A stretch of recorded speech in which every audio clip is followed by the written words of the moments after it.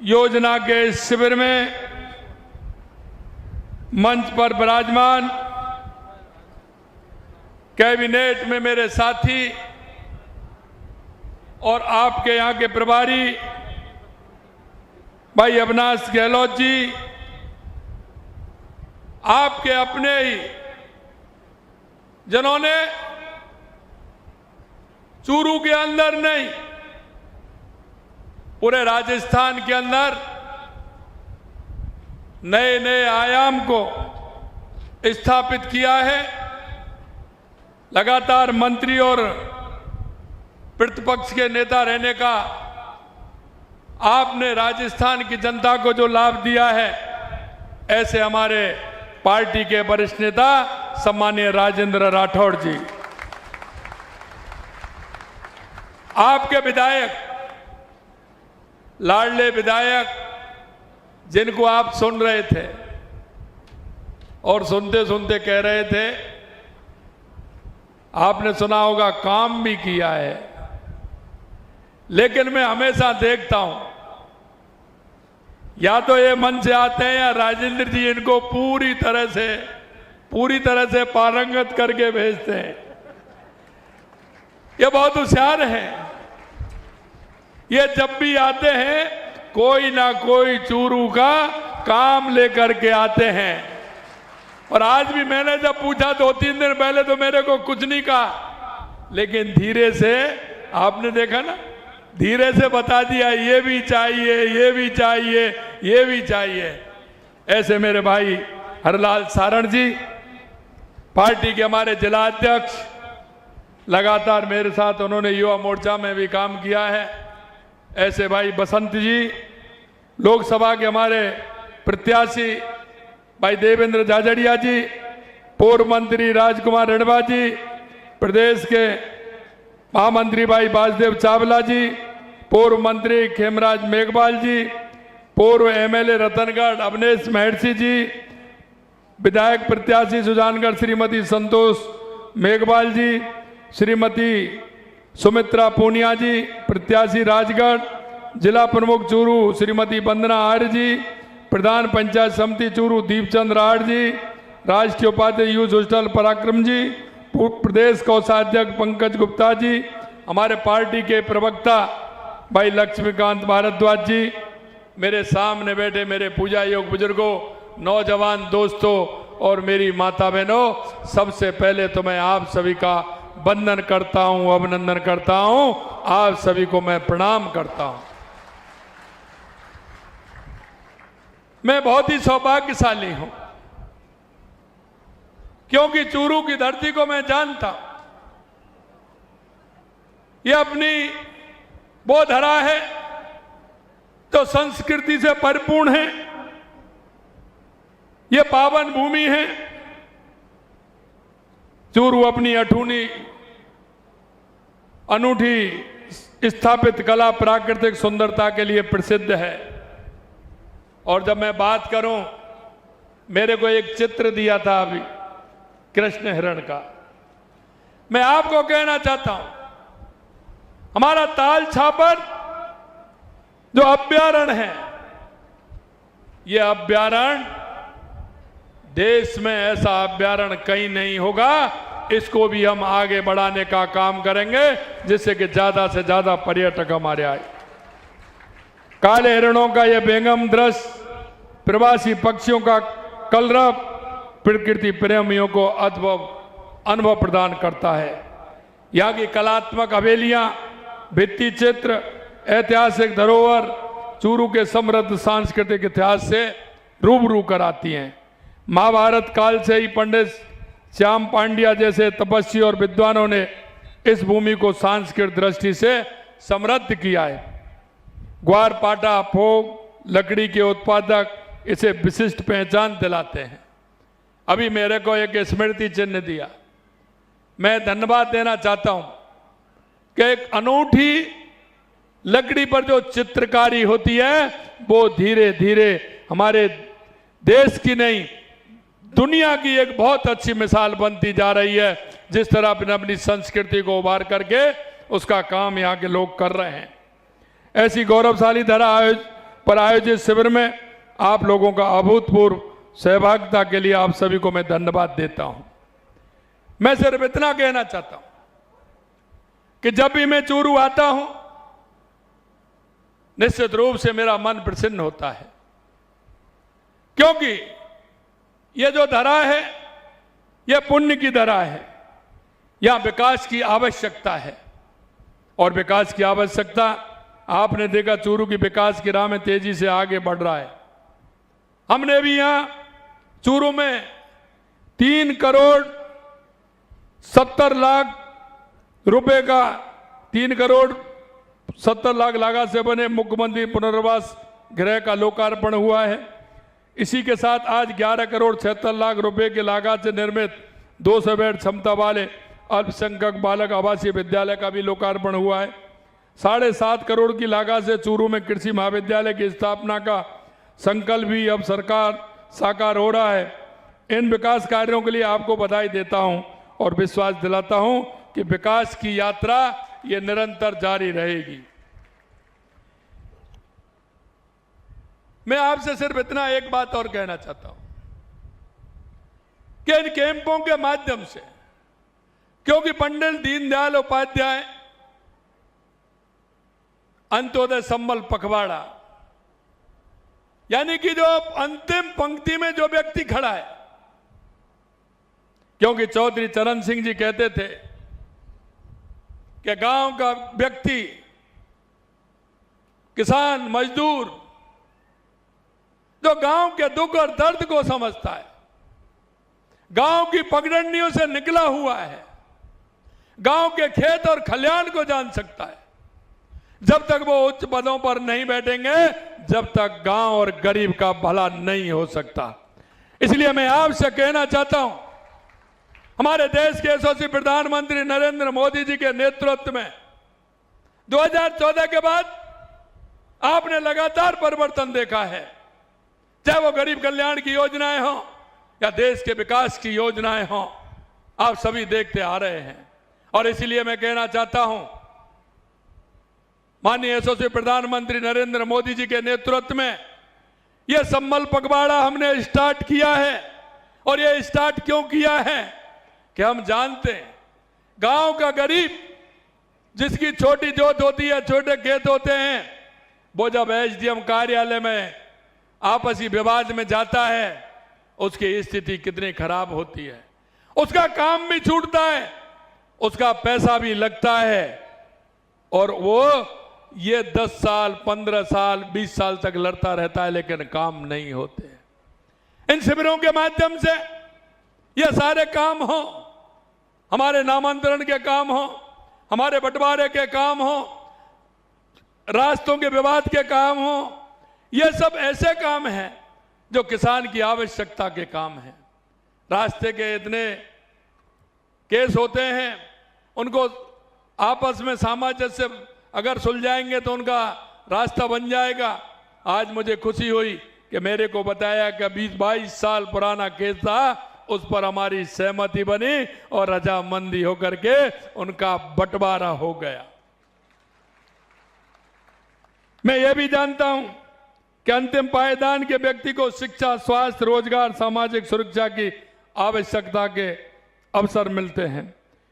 इस बात को ध्यान में रखना है कि हम वंचित महिला, किसान, युवा, मजदूर, अन्य सभी के अनेक जनकल्याण योजनाओं का संचालन कर रहे हैं।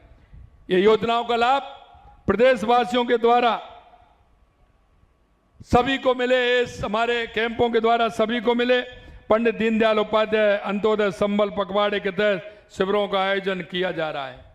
अब कौन जानते हैं कि जब बारिश का समय आता है तो हमारे पशुओं में बीमारी आती है कि नहीं आती है? बारिश का समय होता है तो हमारे पशुओं के अंदर बीमारी आती है। इन शिविरों के माध्यम से हमने कहा है कि हमारे पशुओं के टीकाकरण होगा तो हमारे पशु बीमार नहीं होंगे, क्योंकि किसान का और पशु का ये बहुत बड़ा नाता है। क्यों किसान किसानियत करता है, लेकिन उसकी आर्थिक स्थिति को मजबूत करने के लिए पशुपालन आवश्यक है। इसलिए उनका टीकाकरण का काम भी इन शिविरों में हो रहा है और पशु मंगला बीमा योजना भी हो रहा है कि मेरे किसी किसान भाई का अगर पशु को कुछ हो जाता है तो उसका बीमा से उसका लाभ मिले। ये काम भी हम उसमें कर रहे हैं। मेरे भाई और बहनों, मैं एक बात और आपसे कहना चाहता हूं। गांव के अंदर कई तरह की परेशानी आती है। पानी की टंकी आप देखते हैं कि सफाई नहीं होती। पानी की टंकियों का सफाई हो, उनके जो लीकेज हैं उन लीकेजों को ठीक किया जाए। बिजली विभाग के जो तार झूले रहते हैं उन तारों को ठीक किया जाए। पेड़ डालियां बड़ी हो जाती हैं, वो तारों से लगती हैं तो बार बार लाइट जाती है, दिक्कत आती है, उनको ठीक किया जाए।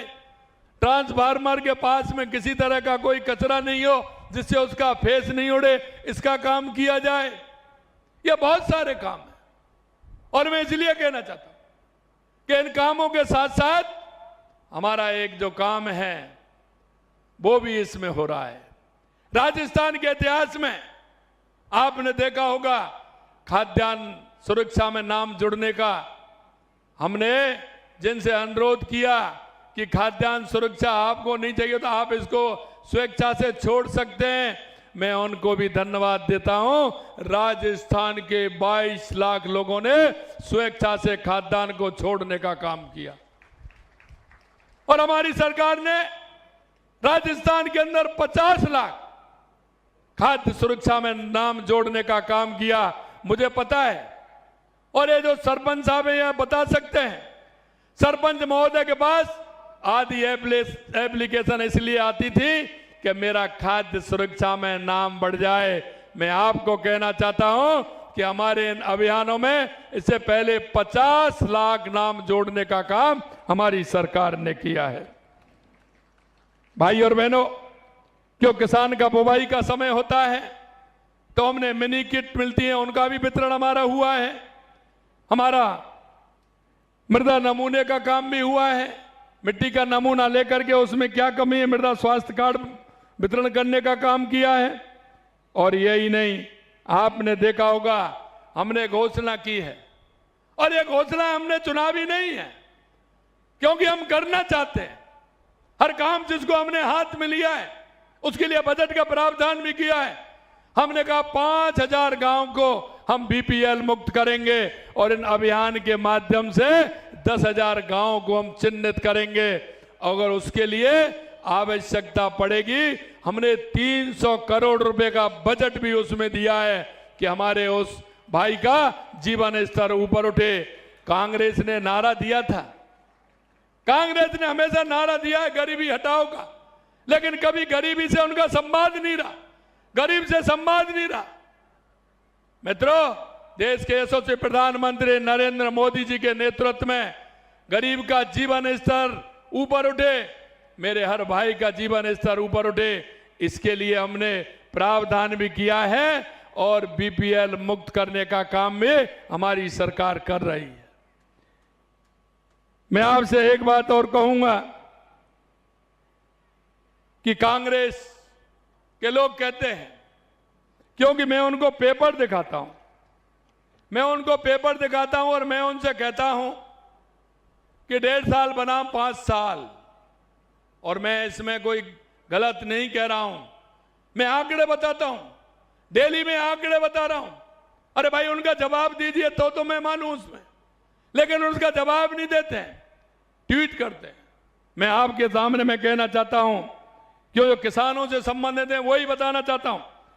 फार्म पॉन्ड खेत तलाई के लिए हमने 32,164 1.5 साल के अंदर किए हैं। उन्होंने 1.5 साल में 609 किए थे, 6,009 उन्होंने, और उन्होंने 5 साल में 29,430 किए थे और हमने 1.5 साल में 32,164 किए हैं। हमने किए कि नहीं किए?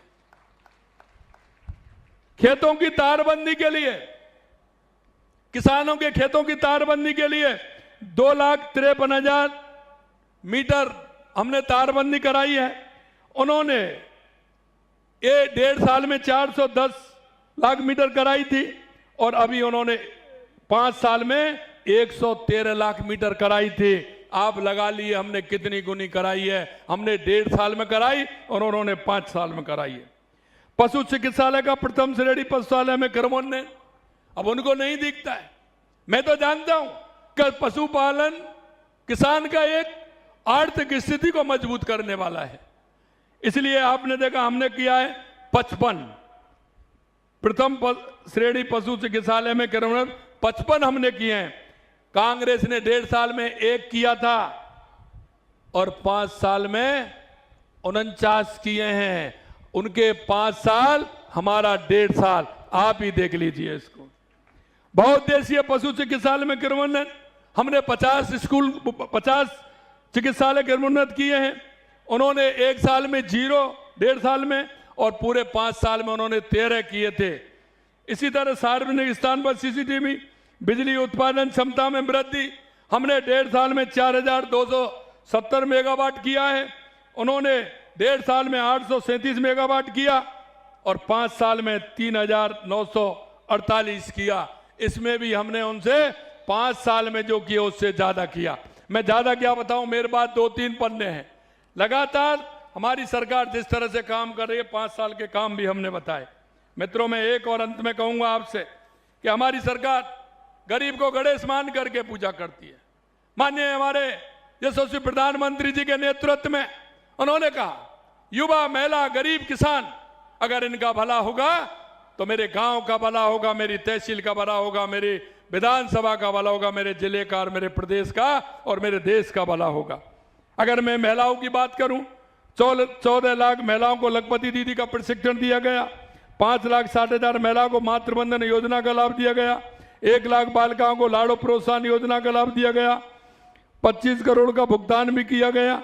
9वीं कक्षा में प्रवेश लेने वाली बालिकाओं को 10 लाख बालिकाओं को साइकिल वितरित की गई। 25,634 मेधावी छात्रों को कालीबाई भील देवनारायण योजना के स्कूटियां वितरण की गई। 25,000 गर्भवती महिलाओं को 1271 अधिकतर निजी सोनोग्राफी केंद्रों के माध्यम से मां बाबूचर योजना का काम किया। 72,000 से अधिक गर्भवती महिलाओं को QR कोड जारी किया। महिला अत्याचार के अपराधों में 11% की कमी की गई। ये हमने महिलाओं के लिए किया। अगर युवाओं के लिए मैं बात करूं तो आपने देखा युवा खून के आंसू रोता था, लगातार पेपर लीक होते थे। अरे 1.5 साल में कोई एक भी पेपर लीक हुआ है क्या?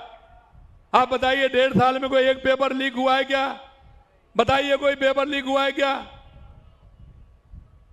अरे दर्द होगा कांग्रेस के लोगों को, क्यों नहीं होगा?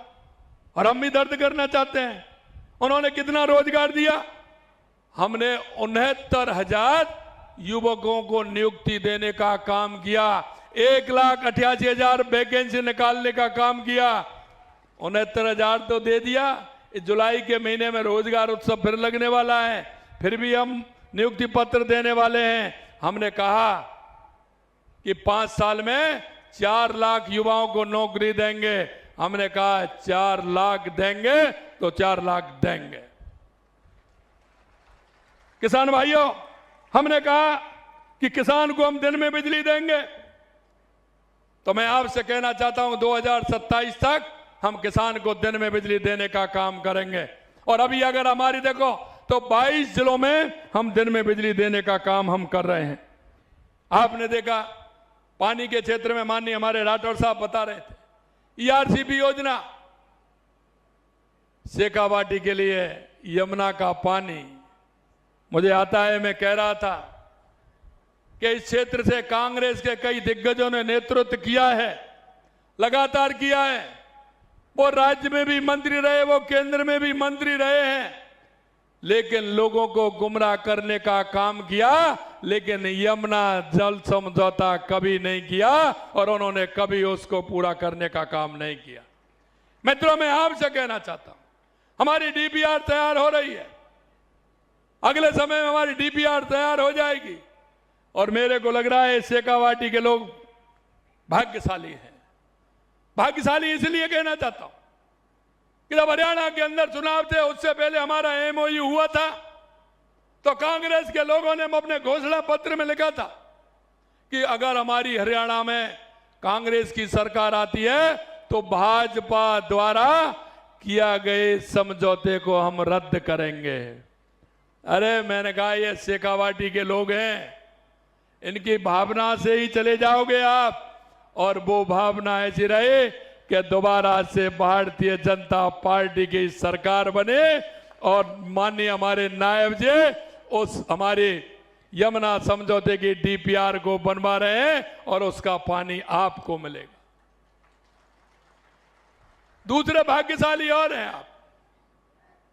ऑपरेशन सिंदूर हुआ, राठौर साहब कह रहे थे कि पानी और खून एक साथ नहीं बह सकता, हमारे यशस्वी प्रधानमंत्री जी ने कहा, और वो सिंधु का पानी भी इस शेखावाटी के लोगों के भाव और भावना का है। जब आपका भाव सही है तो ऊपर वाला भी मदद करता है, और आप देख सकते हैं अगर वो पानी हमें मिलेगा तो किसी भी तरह की कोई कमी नहीं आएगी।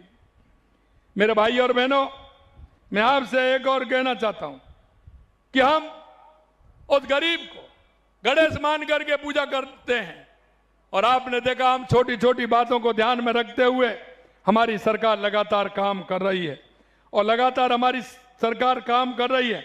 मेरे से भी कहते हैं, मेरे से कहते हैं कि मुख्यमंत्री जी तो दिल्ली जाते हैं, गर्मी में भी जाते हैं, सर्दी में जाते हैं, बारिश में भी नहीं रुक रहे हैं। एक का मेरे पास फोन आया, बारिश है, बारिश में हेलीकॉप्टर ठीक नहीं उड़ता है। मैंने कहा आप चिंता मत करिए, चिंता मत करिए, हम किसान हैं। भाई बताओ, किसान को कभी गर्मी लगती है क्या? खेत में काम करता है, गर्मी सर्दी लगती है, वर्षा का डर होता है? अरे किसान आदमी को काहे का डर होगा? हमने कहा हम किसान हैं, हमें किसी प्रकार की दिक्कत नहीं होगी। हम राजस्थान की जनता के बीच में जाएंगे, किसान के बीच में जाएंगे, मजदूर के बीच में जाएंगे, समस्या को सुनेंगे और समाधान भी करेंगे। यह भी हम उनसे कहना चाहते हैं। आपने देखा है चूरू जिले के समग्र विकास को प्राथमिकता देते हुए हमारी सरकार ने बजट में चूरू के लिए 834 करोड़ रुपए का प्रावधान किया। 834 करोड़ रुपए का, 200 करोड़ रुपए से रिंग रोड बाया तारानगर, बाया बालेरी से सरदार शहर, बाया रतनगढ़, बाया देवलसर से NH-22 तक बाईपास की डीपीआर की निविदा आमंत्रित कर दी गई। 20 करोड़ से चूरू जयपुर रोड ओवरब्रिज की मरम्मत करेंगे। साथ ही सिरसला रेलवे लाइन पर अंडर ब्रिज, रामनगर तिराया, ओम कॉलोनी, आरयू, चूरू शहर में एलिवेट रोड बनाने का काम भी हम कर रहे हैं। साथियों, ये काम बहुत है, क्योंकि जैसा मैंने कहा कि आपके विधायक आप भी होशियार हैं, और जिस तरह से वो आते हैं, एक एक दो दो काम आते हैं मिलने और लगातार काम की बात करते हैं, ये भी करिए, ये भी करिए, ये भी करिए। मैं आपसे इतना ही कहना चाहता हूं, जिस संकल्प पत्र के साथ हम आए थे और आपने हमारी प्रदेश में सरकार बनाने का काम किया, हम एक एक वादे को, संकल्प पत्र के वादे को पूरा करेंगे, यह भी हम विश्वास दिलाते हैं। मेरे से कह रहे थे कि यह काम होना है।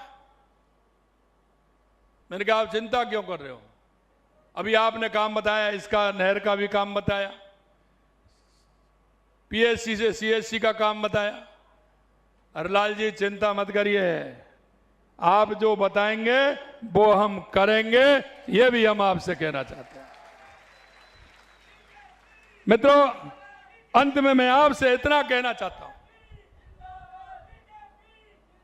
अंत में मैं आपसे इतना कहना चाहता हूं, क्योंकि हम इस प्रदेश के नागरिक हैं, इस देश के नागरिक हैं, हम सभी का कर्तव्य है कि अंतिम पंक्ति में जो व्यक्ति खड़ा है, मेरा किसान, मजदूर, महिला, युवा, कोई दिव्यांग भाई, दिव्यांग बहन, युवा जो बेरोजगार है, हमारी केंद्र की और राज्य की जो हमारी स्कीम है, देश के यशस्वी प्रधानमंत्री नरेंद्र मोदी जी ने हर राज्य के अंदर, केंद्र के अंदर एक भी व्यक्ति ऐसा नहीं जो योजना से जुड़ करके उसका लाभ नहीं ले सके। क्यों? कभी कभी दिए तले अंधेरा होता है, और दिए तले अंधेरा कभी आप देखते हैं आपके पड़ोस में, आपके मोहल्ले में, आपके गांव में कोई भी व्यक्ति ऐसा हो जिसको केंद्र और राज्य सरकार की योजनाओं का फायदा अगर मिले तो उसका जीवन स्तर ऊपर उठे। इन शिविरों के माध्यम से हम हर जन जन तक हमारी योजनाओं का लाभ व्यक्ति को मिले, इसके लिए हम काम कर रहे हैं। और यही आह्वान मैं आपसे करना चाहता हूं मेरे भाई और बहनों, कि आप अपने पड़ोस में, मोहल्ले में, गांव में देखें और उनकी मदद करें और योजनाओं का लाभ ज्यादा से ज्यादा मिले, ये मैं आपसे निवेदन करना चाहता हूं। हम सभी का दायित्व है। आपके जीवन में भी वो दिन आए होंगे तो कोई ना कोई आवश्यकता आपको रही होगी।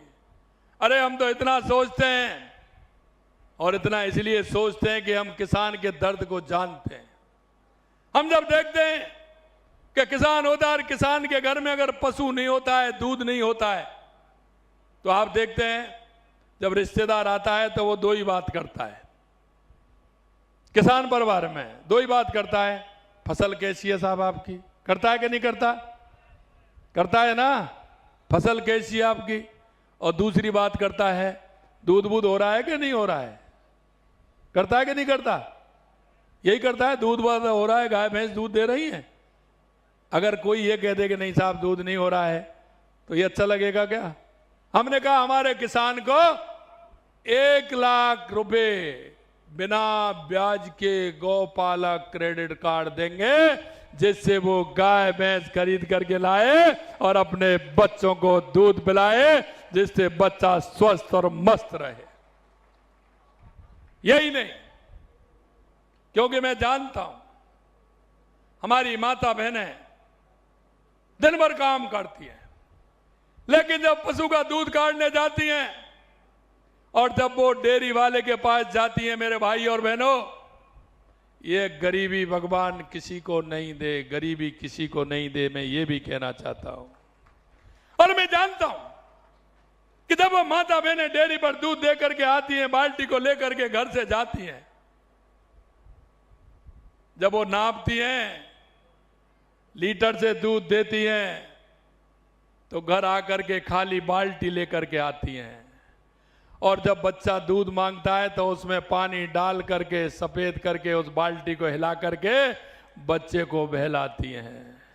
ये मैं आपको वो बात बता रहा हूं जो आपके मन में ये होगी, लेकिन हमने सोचा क्योंकि गरीबी का मोल नहीं है, इसलिए हमने सोचा कि हमारा वो नौनिहाल कमजोर नहीं हो, उस नौनिहाल को दूध मिले, इसलिए आंगनवाड़ी केंद्र में हमने दूध प्रारंभ कराया। पहले हमने 3 दिन दिया, अब 5 दिन देने का काम हमारी सरकार ने किया है, जिससे हमारी किसी भी माता बहन, गरीब भाई का बच्चे को दूध मिले और उससे जिससे कि हष्ट पुष्ट हो, यह भी हमने काम किया है। मैं आपसे इतना ही कहना चाहता हूं कि हमारी सरकार उस वहां तक पहुंचना चाहती है जहां गरीब की आवश्यकता होती है, उसके मन में किसी तरह की पीड़ा नहीं हो, बच्चे के प्रति, अपने परिवार के प्रति, जिससे कि पूरा वो हष्टपुष्ट हो। यह भी हम करने जा रहे हैं। अंत में मैं आपसे इतना ही कहना चाहता हूं, आपकी जो भाव और भावना है उनको हम अच्छी तरह से समझते हैं मेरे भाई और बहनों। ये मेरे मुल्क के मालिक, क्योंकि इतने दिनों से जो सरकार लंबे समय से इस देश और प्रदेश पर राज कर रही थी, जब मुल्क के मालिक थे उनको भिखारी बना दिया और जो भिखारी थे उनको माला माल बना दिया। ये कांग्रेस की सरकार ने किया है। हमारे देश के यशस्वी प्रधानमंत्री नरेंद्र मोदी जी के नेतृत्व में हमारा सबका साथ, सबका विकास, सबका विश्वास और सबके प्रयास से चलने वाली हमारी ये सरकार है। इसलिए हमारा एक एक कार्यकर्ता, हमारा एक एक जनप्रतिनिधि आपकी हमेशा सहयोग में तैयार खड़ा है। इतना ही मैं निवेदन करना चाहता हूं। आज आप इतनी बड़ी संख्या में इस जोड़ी गांव के अंदर आए हैं, मैं दिल की गहराइयों से बहुत बहुत अभिनंदन। जय हिंद, जय भारत, जय राजस्थान।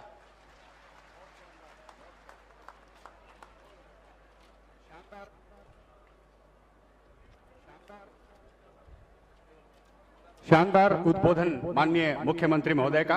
आपने ताल छापर अभ्यारण्य पर्यटन विकास की बात की, चंदन की लकड़ी कला की आपने प्रशंसा की, अंतिम